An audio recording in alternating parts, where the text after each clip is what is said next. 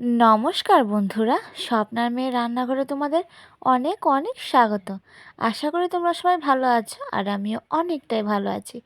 তো আজকে আমি একটা সিম্পলি রেসিপি তোমাদের দেখাবো, যেই তরকারিটা খেলে তোমরা গরমে কিন্তু একটু হলেও শান্তি পাবে।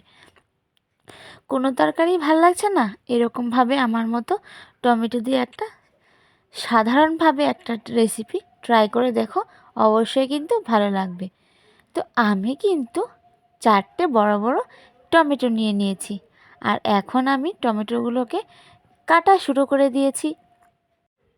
আজকাল কিন্তু রোদের হিট প্রচণ্ড বেশি, আর এই রোদের জন্য কিন্তু কোনো তরকারি খেতে ভালো লাগে না। মনে হয় যে একটু টক টক একটু কিছু খেলে হয়তো ভালো লাগবে। তাই আমি ভাবলাম যে আজকে আমি এই রেসিপিটা বানাই এবং খেয়ে দেখি আর তোমাদেরকেও শেয়ার করি। তো দেখো, আমি কিন্তু 4টে টমেটো কিন্তু কেটে নিয়েছি, আর আমি এরকম করে ছোট ছোট টুকরো টুকরো করে টমেটোগুলোকে কেটে নিয়েছি। তো এখন আমি টমেটোগুলোকে ধুয়ে নিয়ে আসব, আর এদিকে ধুয়ে এনে চুলায় আগুনটা ধরিয়ে দিলাম। তারপরে চুলার মধ্যে বসিয়ে দিলাম কড়াই, আর কড়াইটা কিন্তু প্রায় গরম হয়ে গেছে। আর কড়াইটার মধ্যে দিয়ে দিলাম 2-3টে শুকনো মরিচ, একটা তেজপাতা পুড়ে দিলাম, আর দিয়ে দিলাম এলাচ আর দারচিনি।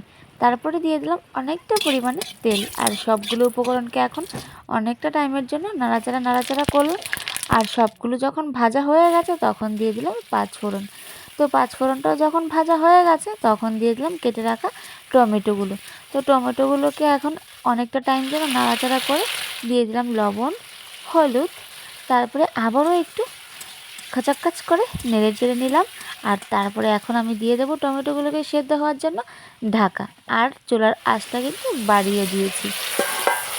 তো দেখো 5 মিনিট পর কিন্তু ঢাকাটা তুলে নিলাম, আর ঢাকাটা তুলে আবার দিয়ে দিলাম কাঁচামরিচের চেরা। কাঁচামরিচগুলোকে দিয়ে এখন আমি টমেটোগুলোকে নেড়ে চেড়ে পুরো ভেঙে ভর্তা বানিয়ে দেবো। তো দেখো, অনেকটা টাইম কিন্তু নিয়ে এগুলো করতে হবে, যতক্ষণ না টমেটোটা সেদ্ধ হয় ততক্ষণ কিন্তু কম আছে এরকমভাবে নাড়তে হবে। তো দেখো, প্রায় কিন্তু টমেটোগুলো সবগুলোই ভেঙে গেছে, আর আমি পুরো ভর্তা বানিয়ে দিয়েছি। এখন আমি অল্প একটু নেড়ে চেড়ে দিয়ে দিলাম একটু পরিমাণে চিনি, কারণ টমেটোগুলো একটু টক হবে আর তেমন বেশি মিষ্টি হবে না, যাতে খেতে ভালো লাগে আমি ওই রকম করেই চিনিটা দিয়েছি।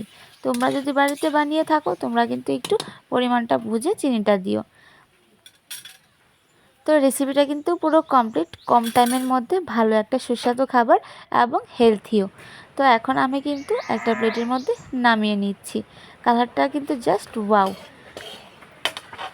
এই গরমের মধ্যে কিন্তু আমার কাছে মনে হচ্ছে এই রেসিপিটা আমার কাছে অনেক বেশি উপকারী হবে আর ভালোও লাগবে। তো তোমাদের কীরকম লেগেছে আমার এই সিম্পলি রেসিপিটা টমেটোর, অবশ্যই কিন্তু কমেন্টে জানিও। আর যদি তোমাদের ভালো লেগে থাকে তাহলে প্লিজ প্লিজ প্লিজ একটা লাইক করে দিও। আর যারা যারা আমার চ্যানেল নতুন আছো তারা প্লিজ চ্যানেলটাকে সাবস্ক্রাইব করো আর আমাকে সাপোর্ট করো। আজকের জন্য এখানে বিদায় নিচ্ছি, দেখা হবে নেক্সট ভিডিওতে।